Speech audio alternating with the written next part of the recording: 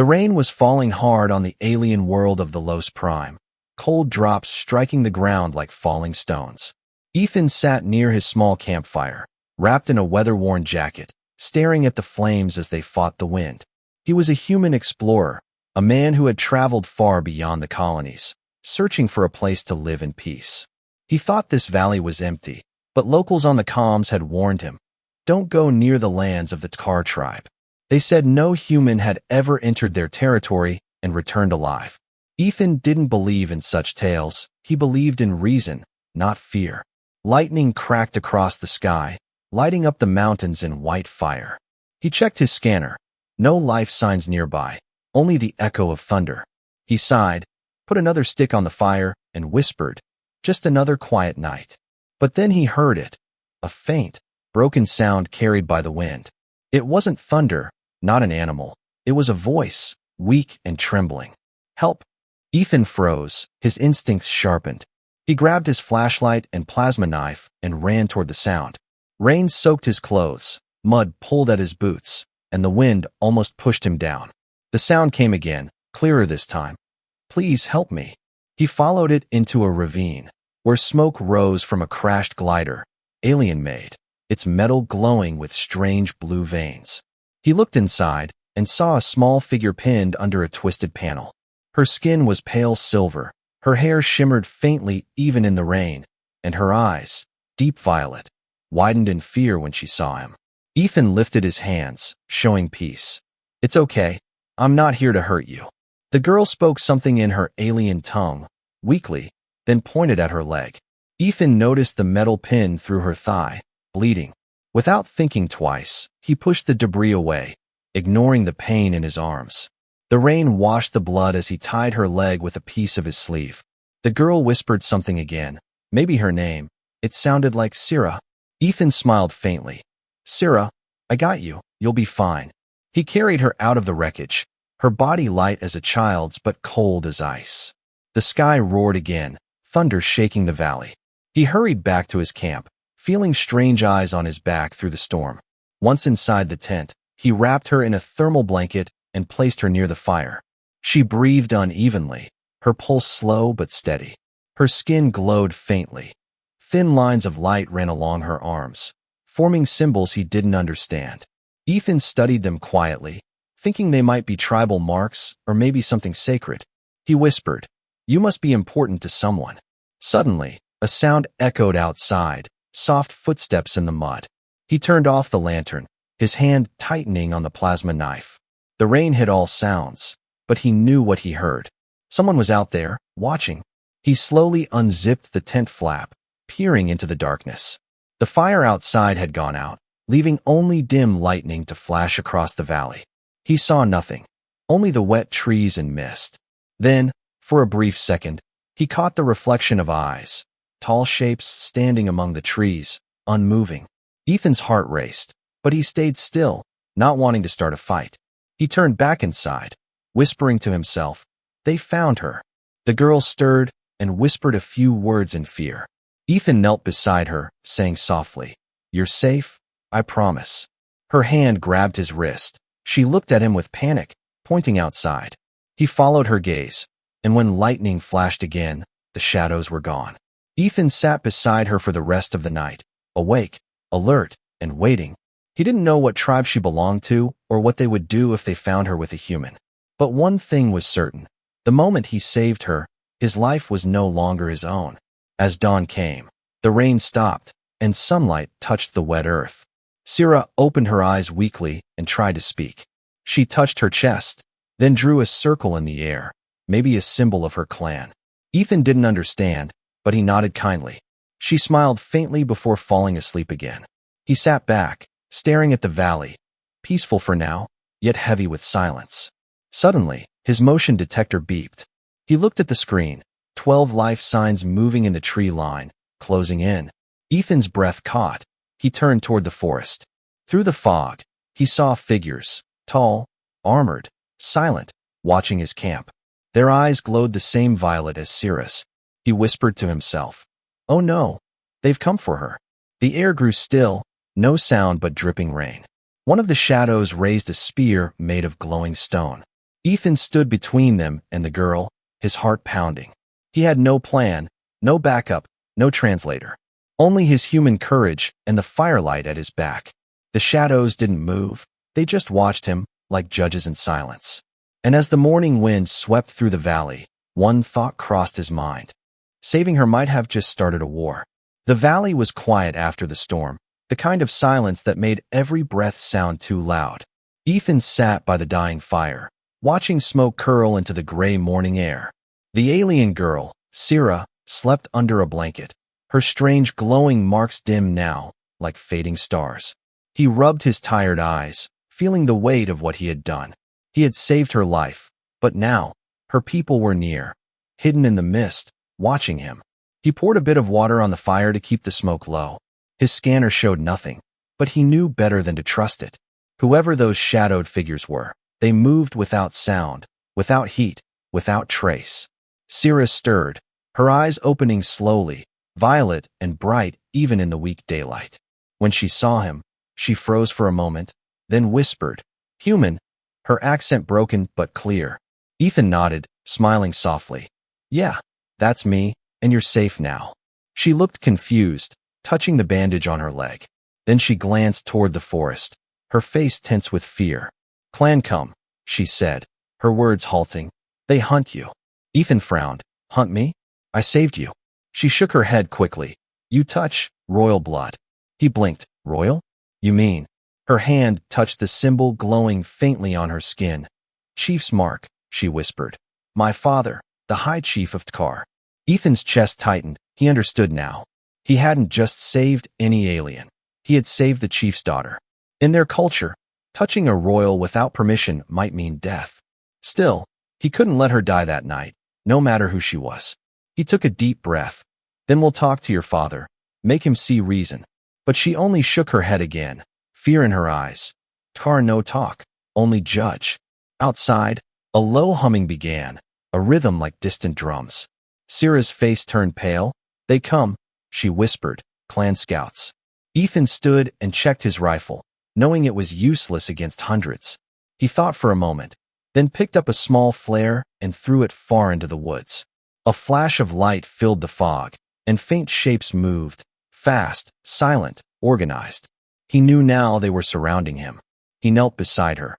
"If I run, they'll think I'm guilty." She stared at him, confused. "You stay? Die." He smiled faintly. "I've been dying slowly out here anyway. Might as well die doing the right thing." Sira blinked. She didn't understand all his words, but she understood the feeling behind them. Her hand reached out and touched his arm gently, a gesture of trust. Then she took something from her necklace, a small carved stone glowing faintly blue. "Keep," she said, placing it in his palm, "for truth." Before Ethan could ask, she stood, limping out of the tent.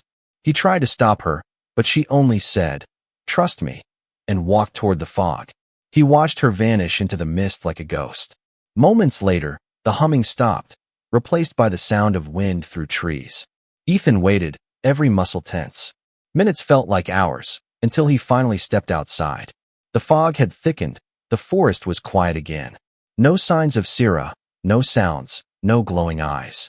He called softly, "Sira?" But only the echo answered. He turned back toward his camp and froze. On the ground, near the fire pit, someone had carved symbols into the wet soil, the same marks as the stone she had given him. And beneath them, written in rough English letters, "Don't follow." Ethan crouched, touching the letters with his finger. The marks were fresh, maybe minutes old. He looked up again. The valley now seemed alive, whispering, shifting. He felt eyes on him, unseen but near. He packed his gear quickly, ready to move if needed. But part of him couldn't leave. He needed answers. Who were these people, and why was their silence louder than war cries? As the sun began to set, the mist glowed gold.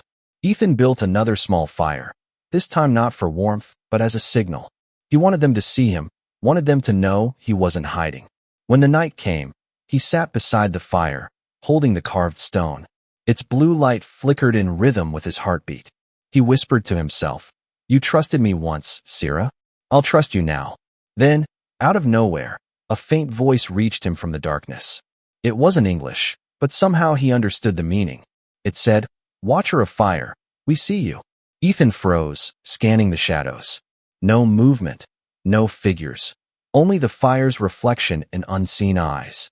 He stood slowly, heart racing. The voice spoke again, softer. The one you saved has spoken for you. And then silence, complete, suffocating silence. He turned toward the forest, but there was no one. Only a mark burned into a nearby tree. The same spiral symbol from Syrah's arm, now glowing faintly.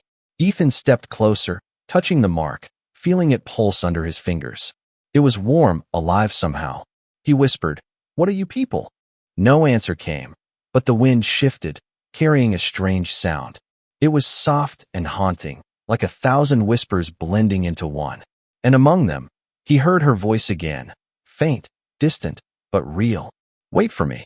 Ethan stood alone in the circle of firelight, the glowing symbol still pulsing. He didn't know if it was a warning or a promise. But he knew one thing. The Tkar tribe hadn't killed him yet. That meant something. And as stars filled the alien sky, Ethan whispered with a small, stubborn smile, "I'll be ready." The next morning came with pale sunlight creeping through the mist. Ethan woke with the feeling that someone had been standing near him all night. The fire had burned down to cold ashes, but around it, clear footprints circled his camp, each one long and clawed. He crouched and studied them carefully, realizing they weren't random. They formed a perfect ring, a sign of warning or maybe protection.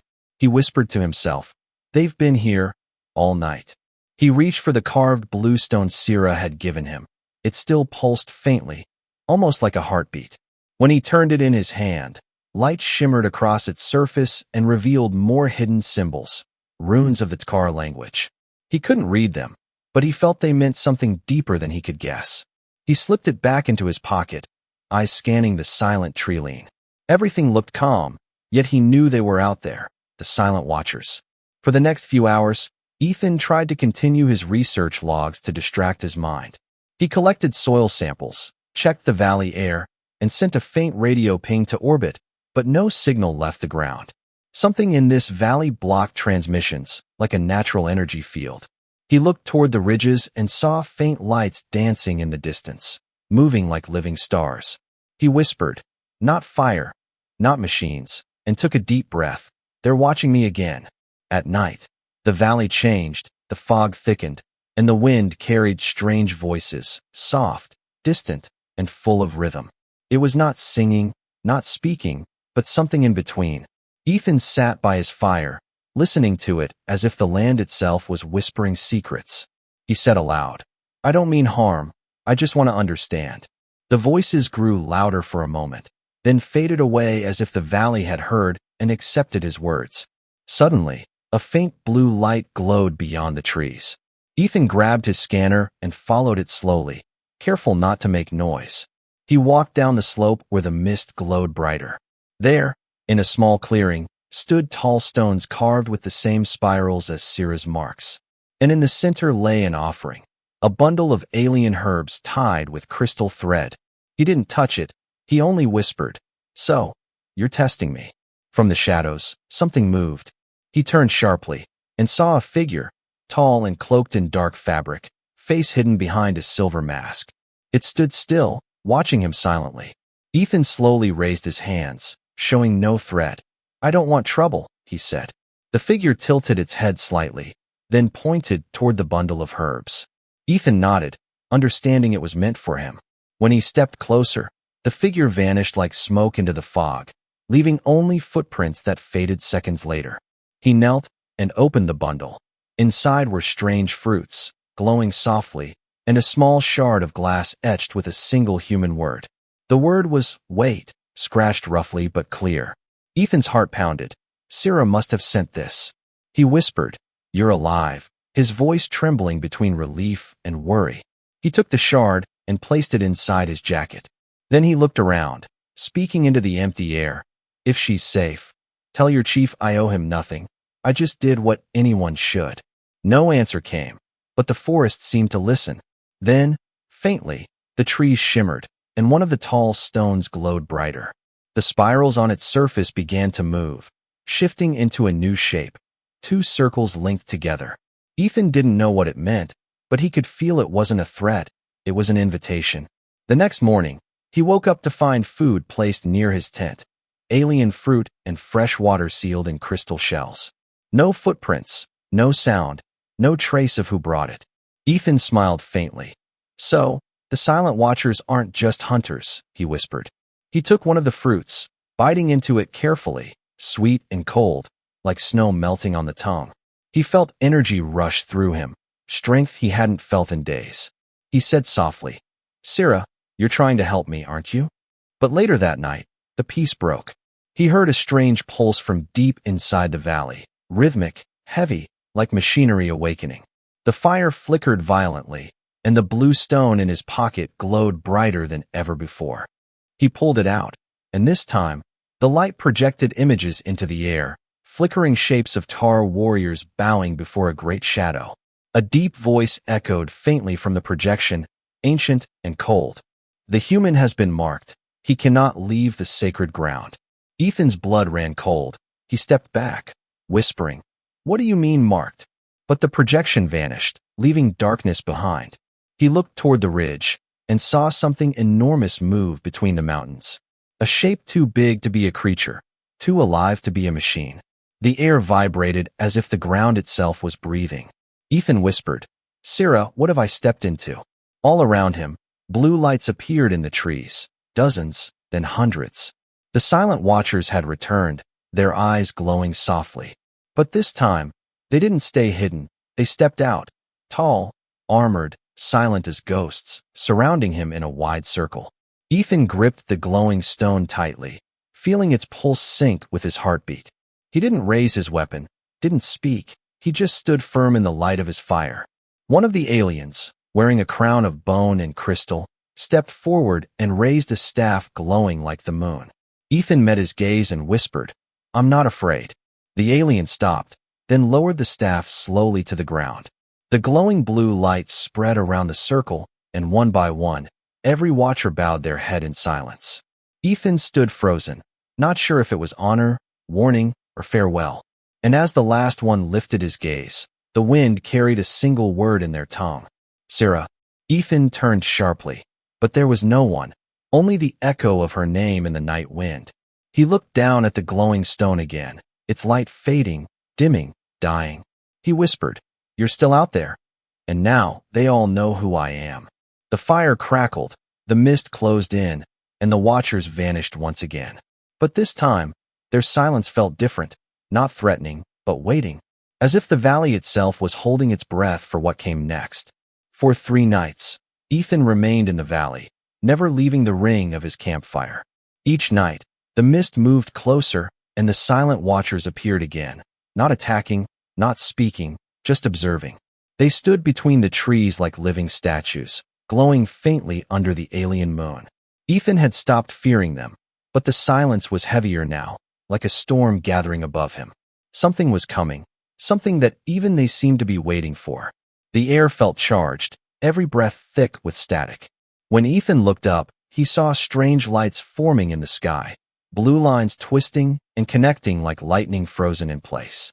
The clouds above the valley swirled in a perfect spiral, centered right above his camp. He muttered to himself, "That's not weather, that's something else." The blue stone in his pocket began to hum again, deep and steady, like a heart calling from afar. He took it out, and the light inside grew brighter than before, projecting faint images into the air. This time he saw Sira, kneeling before a tall alien with a glowing staff.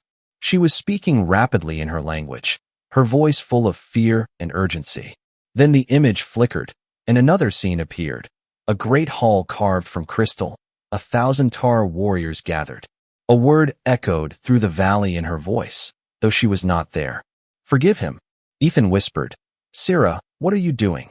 But the vision faded into static, leaving the air colder than before.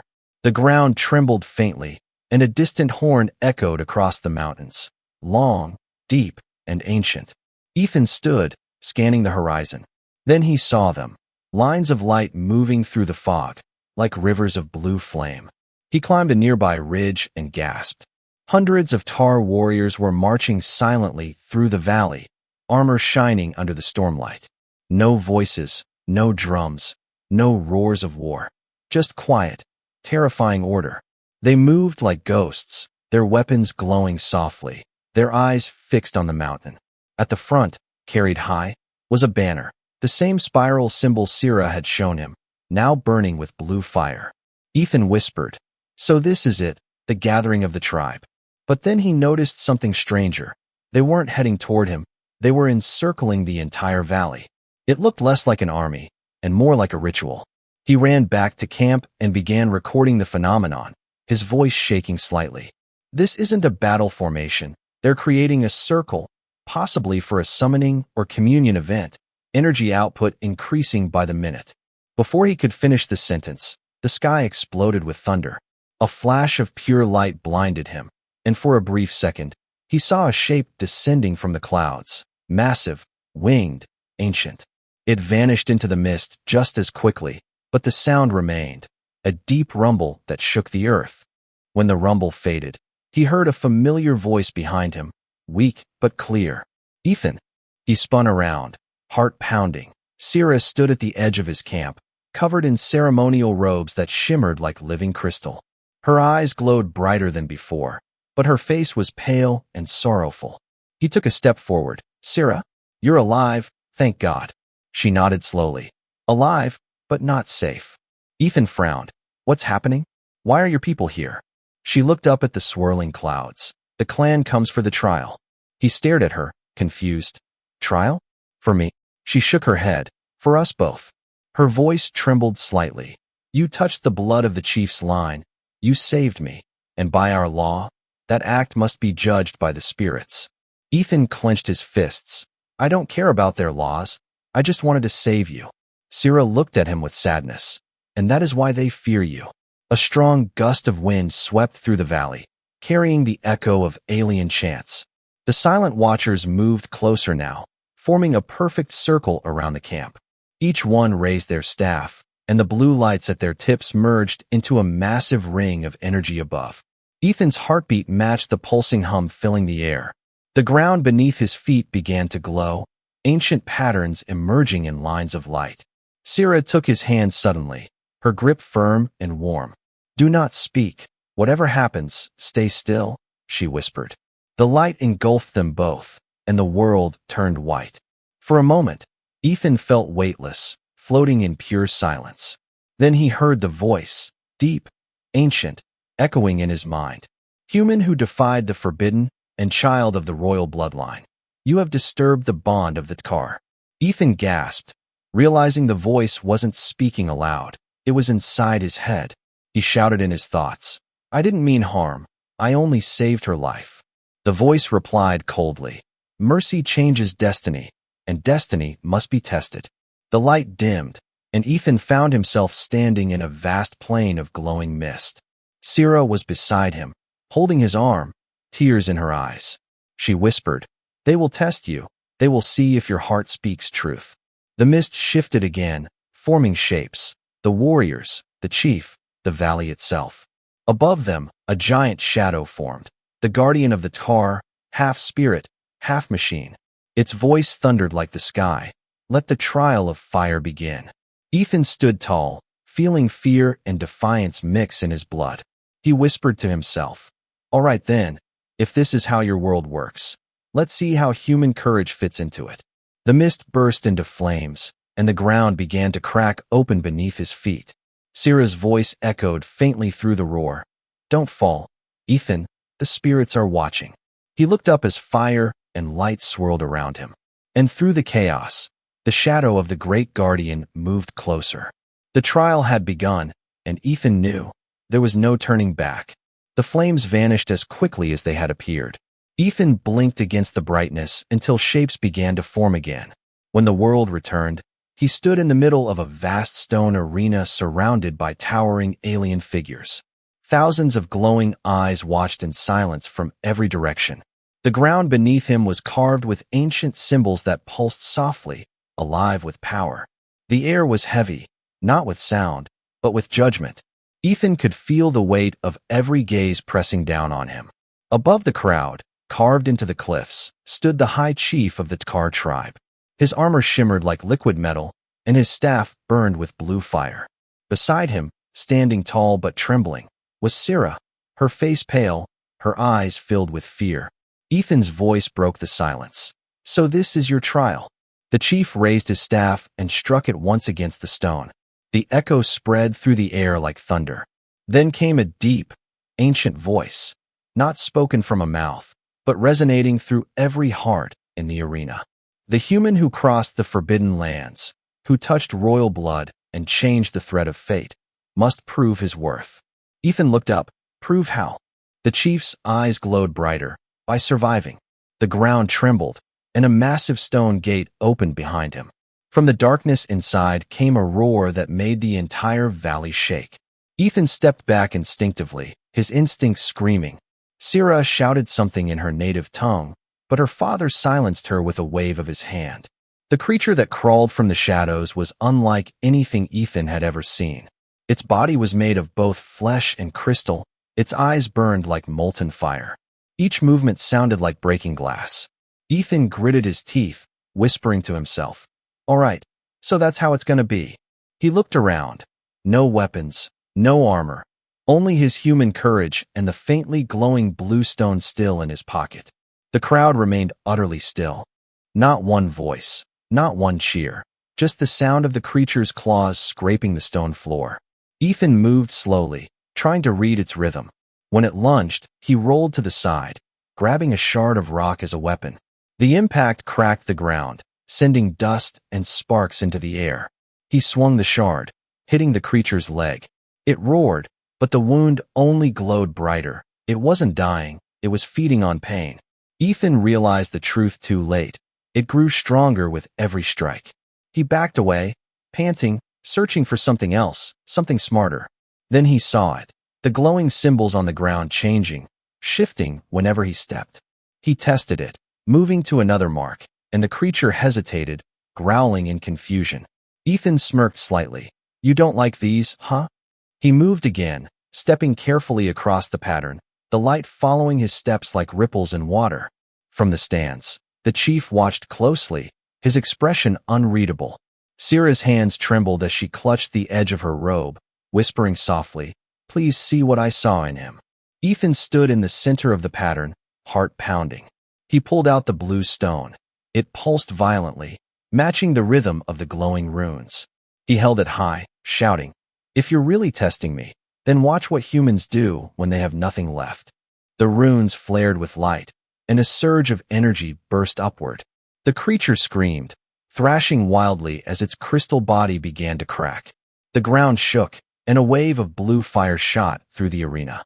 Ethan shielded his face, holding the stone tight as the creature exploded into dust and shards of glowing crystal. When the light faded, only silence remained. He stood there, exhausted, covered in dust and sweat. Then he looked up. Every Tar warrior had dropped to one knee. The chief stepped forward, his heavy footsteps echoing across the stones. Syrah ran beside him, tears in her eyes. Ethan stayed still, breathing hard, unsure if he had just passed or doomed himself. The chief stopped in front of him, towering, his expression cold but thoughtful. He raised his staff and pressed it lightly to Ethan's shoulder. "The human fights with courage," he said, his voice like thunder, "and with heart." He turned to his people, raising his staff higher. "This one has earned the right to speak in the Hall of Ancients." A low rumble spread through the crowd, the sound of approval, not anger. Syrah smiled faintly, whispering, "You did it." Ethan exhaled slowly, still unsure what had truly happened. He looked up at the chief. "So that's it? Trial's over?" But the chief's eyes darkened. "No," he said slowly. "It has only begun." The wind picked up again, and the blue clouds above began to swirl faster. Thunder rolled through the valley, not from the sky, but from the mountains themselves. The chief turned toward the horizon, his expression grave. "The guardian stirs," he whispered, "and it has awakened because of you." Ethan's stomach dropped as the ground trembled beneath his feet. He looked up, seeing cracks of light tearing through the distant cliffs. Whatever was coming next was far beyond a test. As the first roar echoed through the valley, louder than any storm, the chief raised his staff and shouted an ancient order. The Tar warriors lifted their weapons in unison, forming a glowing shield around the arena. Syrah grabbed Ethan's hand tightly, her eyes wide with terror. She whispered, "The Guardian has awakened, the spirit of our ancestors, and it's angry." Ethan swallowed hard, looking into the rising storm of light and sound. He muttered softly, "Then we better find a way to calm your ancestors before they burn us all." The chief turned to him, his face pale and solemn. "Human," he said, "the fate of the valley now rests with you." Lightning struck the mountains, and the entire world shook again. The guardian of the Tar was awakening, and the silence of the tribe had finally broken. The sky was no longer blue. It burned crimson with swirling light, as if the heavens themselves were bleeding. Ethan stood at the edge of the arena, wind tearing through his clothes, watching as the mountains cracked open like giant scars. From within those fractures came an ancient roar that made even the bravest of the Tar fall to their knees. The chief raised his staff, shouting commands in a voice that shook the air. Syrah clung to Ethan's arm, whispering, "It is the guardian, protector of our ancestors. It should never have awakened." The ground erupted in flame, the sacred stones around them glowing red-hot. Out of the smoke rose a creature of impossible scale, half machine, half spirit. Its body shimmered like molten glass, runes glowing along its arms, its eyes two burning suns of pure fury. The Tar warriors backed away, forming defensive circles around the chief. Ethan stared in awe and dread, whispering, "That's not a guardian, that's a god." The morning sky glowed soft gold over the valley of the Tar. Smoke still curled from the shattered stones, and the once raging flames now shimmered like faint embers dancing in peace. Ethan stood at the edge of the arena, breathing the strange, clean air, his hands trembling not from fear, but from something deeper, relief. He had survived the trial of fire, earned the respect of a people who once saw him as a curse. But in the silence that followed, he felt something wasn't right. The chief and Syrah stood beside him, the tribe kneeling in reverence. Everything looked calm, yet beneath the ground came a faint hum, low, steady, growing louder with each heartbeat. Ethan turned sharply toward the mountains, his instincts prickling. "Syrah," he said quietly, "you hear that?" She closed her eyes, listening, and her face turned pale. "That sound, it is not the wind," she whispered. "The guardian is not gone." The chief gripped his staff tightly. "Impossible, the trial is complete." But before anyone could answer, the earth shook violently. Cracks of blue light spread across the valley floor, pulsing like veins under living skin. The air thickened, vibrating with power older than language itself. Ethan backed away, eyes wide. Whatever we woke up, it's still awake. Suddenly, a beam of pure light shot up from the ground. The warriors stumbled back as a massive shape began to rise once more. The guardian's form reappeared, larger than before, but now its body was fading, half-transparent. Its voice echoed like thunder from every direction. Balance restored, but not complete. The chief shouted, "You were appeased." The human passed the trial. The guardian's burning gaze turned toward them. "The human's light binds with ours, but one must carry the flame forward." Syrah stepped forward, trembling. "What does that mean?" The guardian looked down at her, and the symbols on her skin began to glow brighter. Ethan's chest tightened as realization hit him. "It's you. It's choosing you." Syrah turned to him, tears glistening in her violet eyes. "The flame awakened because I broke the old law, because I let you live." Ethan shook his head. "No, we did this together, both of us." But the guardian's voice cut through the air again. "Life bound by mercy must be sealed in light, or all will burn again." The chief fell to one knee, sorrow heavy in his voice. "It asks for sacrifice." Syrah took Ethan's hands gently, smiling even through her tears. "All my life, I was told humans were cruel, selfish, cold," she whispered. "But you showed me they are capable of love, and that love is not weakness." Ethan gripped her hands tightly, shaking his head. "No, Syrah, we'll find another way." The guardian's form shimmered brighter, its energy waves shaking the valley. "The bond between two hearts has rewritten destiny," it said, "and destiny must have balance." The light from Syrah's body grew blinding, her voice trembling as she spoke. "Ethan, when you saved me, You gave me life. Now I'll return it so your kind and mine can share one future. He pulled her closer, his voice cracking. Don't do this. I can't lose you. She smiled through her tears. You won't lose me. I'll just become part of the fire that watches over you. Then she leaned forward and pressed her forehead to his. The blue stone in his hand pulsed once, twice, then melted into pure light that surrounded them both. The guardian's voice softened, almost kind. Two souls in balance, human courage, Tkar heart. The light burst outward, flooding the valley in a wave of warmth. The warriors shielded their eyes, the chief bowed his head, and for the first time in centuries, the valley of the Tkar glowed with living light. When the brilliance faded, the guardian was gone, its voice echoing faintly one last time. Peace endures where mercy is remembered. Ethan fell to his knees, gasping, his hands empty. Sira was gone, only a trail of faint blue dust glimmering in the air where she had stood. He reached out slowly, the light drifting through his fingers like snow. The chief walked toward him, placing a hand on his shoulder. She has become one with the guardian, our eternal flame. Ethan stared at the horizon, whispering, then she's still watching. Days later, the Tkar built a shrine where Sira vanished, a monument of crystal and stone. At its center burned a soft blue flame that never went out. Ethan stayed by it often, repairing the ruins, teaching the tribe small human ways. Laughter, stories, kindness. The chief often stood beside him, silent but grateful.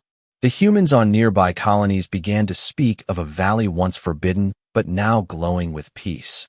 One night, as Ethan sat by the shrine, he felt a breeze brush his face. He looked up and saw the blue flame flicker into a shape. Soft, familiar. Sira's voice whispered faintly through the wind. You kept your promise, Ethan. He smiled sadly, whispering back, always. The stars above shimmered brighter, and for the first time since her sacrifice, he felt warmth instead of loss. The valley slept, the guardian rested, and peace, fragile yet real, bloomed between two worlds. And as dawn touched the alien sky with gold, Ethan whispered to the flame. This is your home now, Sira, and maybe it's mine too. The fire pulsed softly, like a heartbeat answering his own, and the valley of the Tkar stayed silent, not in fear anymore, but in peace.